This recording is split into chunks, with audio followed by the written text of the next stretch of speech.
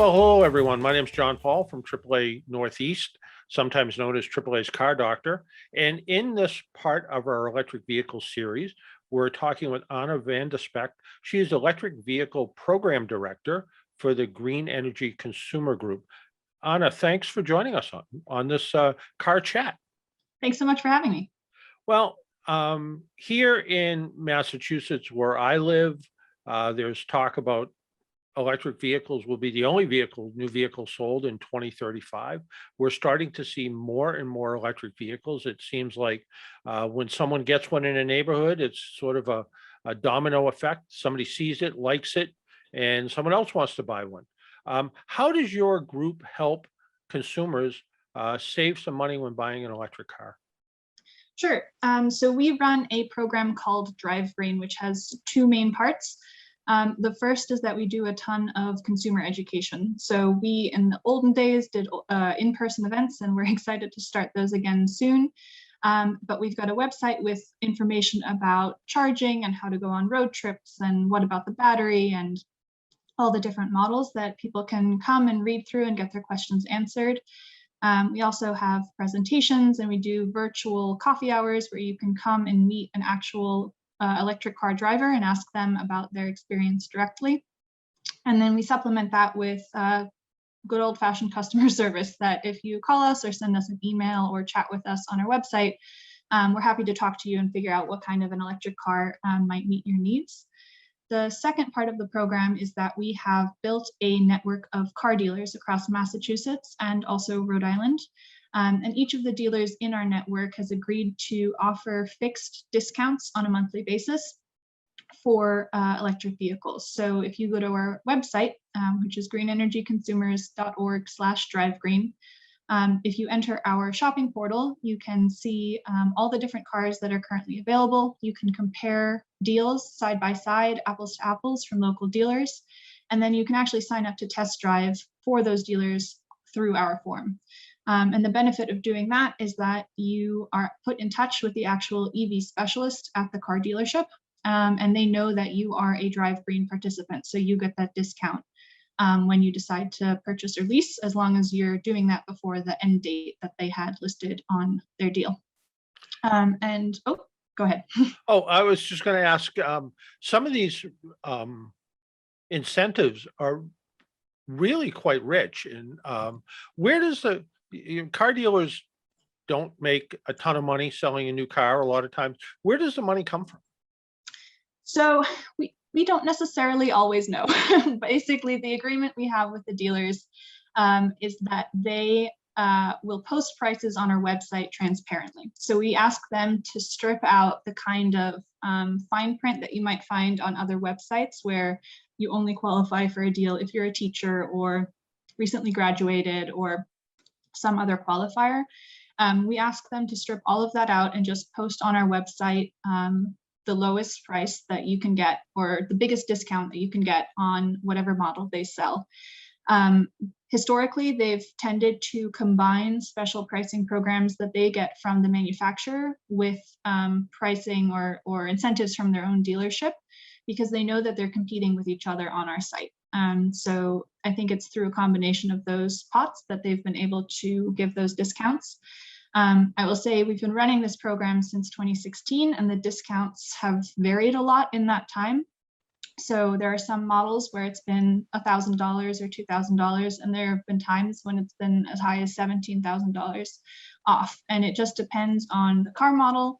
It also depends on the time of year. If a dealership is trying to get rid of old stock and bring in the new model year, the discounts have been higher. But generally, over the course of the program, they've been really competitive prices.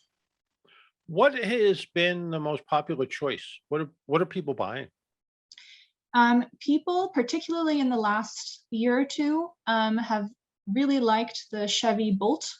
That's with a B as in Bob, as opposed to the Volt with a V as in Victor, which Chevrolet discontinued. It's a small hatchback that gets 258 miles per charge. Maybe it's 259. But it is an excellent car. It has good range. The starting price is in the 30,000s, but the discounts from the dealers have been pretty large and have brought that down often into the 20,000s. And it really meets a lot of people's needs in that the range is long enough that you can do your daily driving and charge up either overnight at home or at work if you're able to do that there. And it's comfortable, it's got space for tall people, and it's a good car. So that has been one of the most popular cars. And then also the Hyundai Kona EV, which is slightly larger. It's an all electric SUV. It gets about the same number of miles as the Chevy Bolt. Those two have been really popular. One caveat that I should have mentioned earlier is that Tesla, as a matter of corporate policy, does not participate in programs like ours. So we educate a ton of people who then get Teslas, but they don't get them through our program. So I don't have any numbers on that. But across the state, the Tesla Model 3 has for sure been another competitor. All the cars I've mentioned so far are pure battery electric vehicles. And so I do want to mention the Toyota Prius Prime, which is a plug-in hybrid where you've got a battery that you can charge by plugging it into the wall, but it also has a backup gas tank. That one's pretty popular too. Yeah, I bet. The Bolt is a fantastic little car. I road tested one for about a week, and when I was done, I was kind of like, well, this could take the place of my car every single day. And although I had an electric car 25 years ago, and Oh, wow. it was sort of a hobby almost. It didn't go very far, it didn't go very fast, and frankly, it was probably dangerous. Today's electric cars, I have yet to be in one of this sort of second generation that has a 200-mile range that couldn't replace a daily car. The Mustang Mach-E, which I hate the word Mustang in there. They should have just called it a Mach-E, but was a fantastic car. And I love the idea it had the front trunk. It worked out really well. I drove it in the wintertime with all-wheel drive. It handled the snow easily. Just a great car. One of the things that sometimes is a bit misleading for people is they see the tax incentives, and it makes it sound like, oh, you're going to buy this car and you're going to get $7,500 off, but it's really only if you owe $7,500 in taxes, right? Yeah, so the federal tax credit is a fun little mystery to a lot of people. So the way it works, and the big caveat here is that the Biden administration has some ideas about how to make this better. So hopefully this will all change soon. But the way that it's currently set up is that every vehicle on the market qualifies for the federal tax credit based on its battery size. So $7,500 is the maximum, and that's for the all-electric vehicles that have pretty big batteries. Vehicles like the Toyota Prius Prime that I just mentioned that have smaller batteries because they're plug-in hybrids have a smaller federal tax credit. So the federal tax credit for the Toyota Prius Prime is somewhere around $4,503 because they have a really wonky formula to do that math. So the first thing to know is that it depends on the battery size of the car. The second thing to know is that this federal tax credit was set up to jumpstart the EV market in the country and then kind of fade into the background once it took over. And at the time when it was set up, the best guess was that that tipping point would be around 200,000 units. So the way it's set up is once a manufacturer has sold 200,000 units in the United States, the federal tax credit starts phasing out, and it takes about 1.5 years for it to phase out completely. Right now, Tesla and General Motors are the only manufacturers that have hit that limit. So if you purchase a Tesla or a Chevy or a Cadillac, I guess, vehicle that is electric right now, you do not qualify for a federal tax credit because that phase out is complete. So assuming that you're purchasing a car that has a federal tax credit, you can only take advantage of however much fits into your personal tax liability. So as you mentioned, if I were to purchase the Hyundai Kona EV, it gets the full $7,500. If I don't owe $7,500 in federal tax credit and federal taxes, excuse me, the IRS will not write me a check for the difference, and I can't carry the balance over from 1 year to the next. All of these issues that I've pointed out are being discussed in Washington right now and will hopefully be ironed out in the next iteration of this incentive. But one thing that's really important to note is that there is a way to get around this if you want to, and that is leasing. When you lease an electric vehicle, the leasing agent, basically the dealer's bank, they get the federal tax credit. And most of the manufacturers have decided to pass the value of that credit on to you, the consumer, in the form of lower monthly payments. And that's one of the reasons why a lot of folks are actually leasing vehicles instead of purchasing them, because that's one way to capture the value of that credit if you couldn't otherwise. That makes real sense because I live a pretty simple lifestyle and I get the, federal, I do kind of the short form sort of thing and the new standard deduction.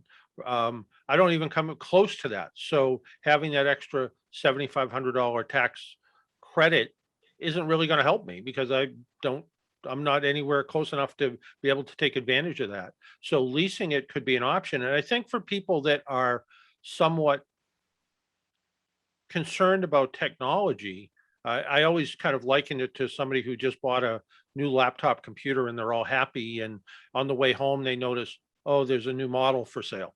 But I just bought this one. And I think electric vehicles, as we're seeing them develop, I mean, even things like the heating and air conditioning system that's in a Tesla that was a resistance style heater, which took away a lot of energy. The new Model Y has a heat pump, so it becomes a little bit more efficient.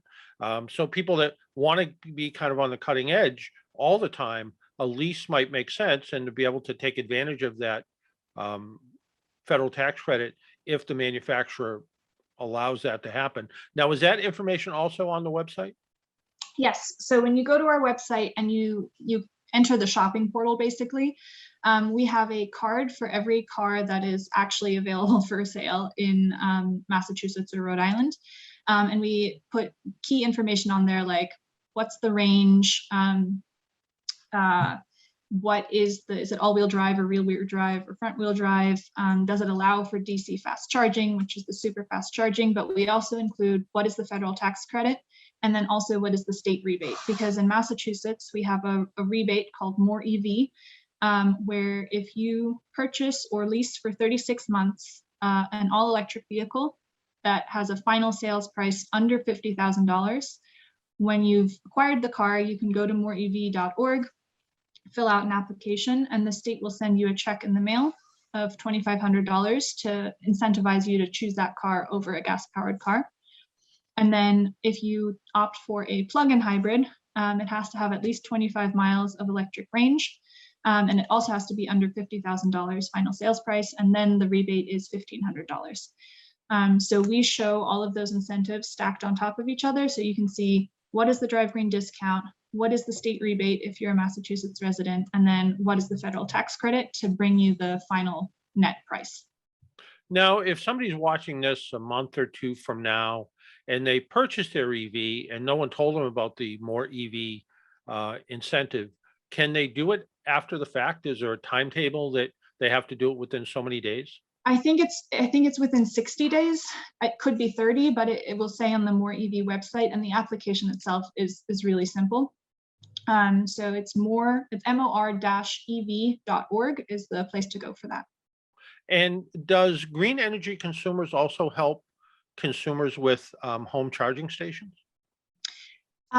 Yes, in a sense. So there are a lot of different charging units that are out there. And the first thing that I will say is that not everybody actually needs to install a fancy charging station. When you purchase one of these vehicles, it comes with a cord that you can plug into a normal 120 volt outlet, the same kind of outlet you would plug your cell phone into. And if you do that, you'll get about 4 miles of range per hour spent charging, which sounds very slow. But if you drive about 40 miles a day and you can plug in overnight, you can replenish what you've used in a day. Some folks do want to be able to charge faster. And that entails buying a charging unit, which you can do online or at a home improvement store, and then hooking it up to a 240 volt outlet, which you will need an electrician for. We wrote a guide to installing home charging where we basically wrote out the questions you should ask yourself if you've just gotten an EV, or if you're not even sure you want to get an electric car yet, but you want to understand whether you could charge at home. We'll show you basically what you need to ask yourself about where you park and how much you drive and what car you might be thinking of.